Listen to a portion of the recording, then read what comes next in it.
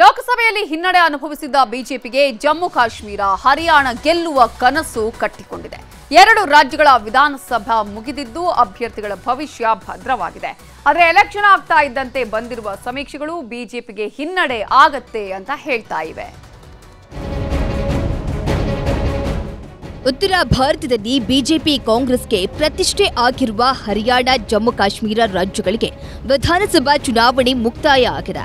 ಇವತ್ತು ಹರಿಯಾಣದ ಎಲ್ಲ 90 ಕ್ಷೇತ್ರಗಳಿಗೆ ಮತದಾನ ಆಯಿತು. ಜಮ್ಮು ಕಾಶ್ಮೀರಕ್ಕೆ ಅಕ್ಟೋಬರ್ 1ರಂದೇ ವೋಟಿಂಗ್ ಮುಗಿದಿದ್ದು ಅಭ್ಯರ್ಥಿಗಳ ಭವಿಷ್ಯ ಅಕ್ಟೋಬರ್ 8ರಂದು ಹೊರಬೀಳಲಿದೆ.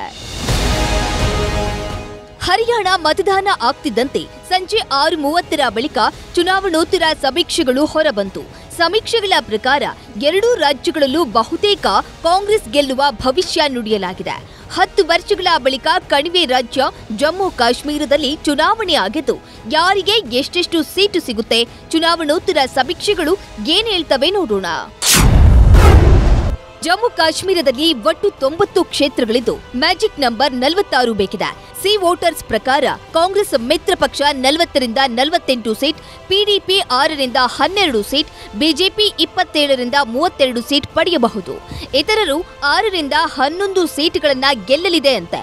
ದೈನಿಕ್ ಭಾಸ್ಕರ್ ಹೇಳುವ ಪ್ರಕಾರ ಮಿತ್ರ ಪಕ್ಷ 35ರಿಂದ 40, ಪಿಡಿಪಿ 4ರಿಂದ 7, ಬಿಜೆಪಿ 20ರಿಂದ 25 ಸೀಟ್ಗಳನ್ನ ಗೆದ್ರೆ ಅದರ್ಸ್ 22ರಿಂದ 26 ಸೀಟ್ಗಳನ್ನ ಗೆಲ್ಲುತ್ತದೆ ಅಂತ ಹೇಳಿದೆ.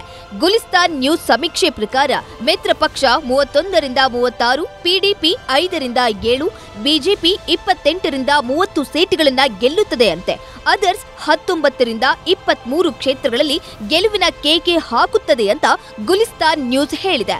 ಪೀಪಲ್ ಪ್ಲಸ್ ಸಮೀಕ್ಷೆ ಕೂಡ ಮಿತ್ರ ಪಕ್ಷ 46ರಿಂದ 50 ಸೀಟ್ ಗೆದ್ದು ಸರ್ಕಾರ ರಚಿಸಲಿದೆ ಅಂತ ಹೇಳಿದೆ.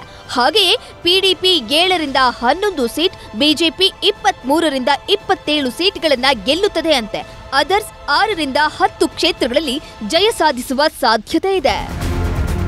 ಹರಿಯಾಣದಲ್ಲಿ ಏನಾಗಲಿದೆ ಅಂತ ನೋಡುವುದಾದ್ರೆ,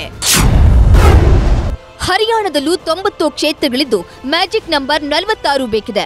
ದೈನಿಕ್ ಭಾಸ್ಕರ್ ಸಮೀಕ್ಷೆ ಪ್ರಕಾರ ಬಿಜೆಪಿ 22 ಕ್ಷೇತ್ರ, ಕಾಂಗ್ರೆಸ್ 49 ಕ್ಷೇತ್ರಗಳಲ್ಲಿ ಗೆದ್ರೆ ಅದರ್ಸ್ 19 ಕ್ಷೇತ್ರಗಳಲ್ಲಿ ಗೆಲ್ಲಲಿದೆ ಅಂತ ಹೇಳಿದೆ.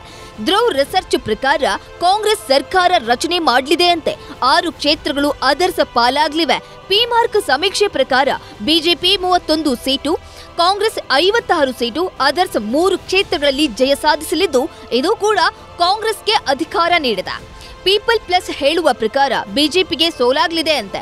ಬಿಜೆಪಿ ಕೇವಲ 26 ಸೀಟು, ಕಾಂಗ್ರೆಸ್ ಮೈತ್ರಿ ಪಕ್ಷ 55 ಸೀಟು ಹಾಗೂ ಅದರ್ಸ್ 9 ಕ್ಷೇತ್ರಗಳಲ್ಲಿ ಜಯಬೇರಿ ಬಾರಿಸಲಿದೆ.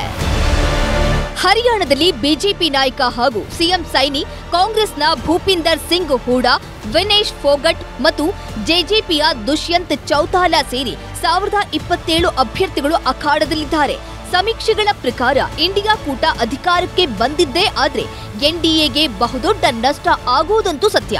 ಸಮೀಕ್ಷೆಗಳು ಏನಾದ್ರೂ ಬರಲಿ, ಬಿಜೆಪಿ ಅಧಿಕಾರಕ್ಕೆ ಬರುತ್ತೆ ಅನ್ನೋದು ಕಮಲ ಕಲಿಗಳ ನಿರೀಕ್ಷೆ. Bureau report, news 18.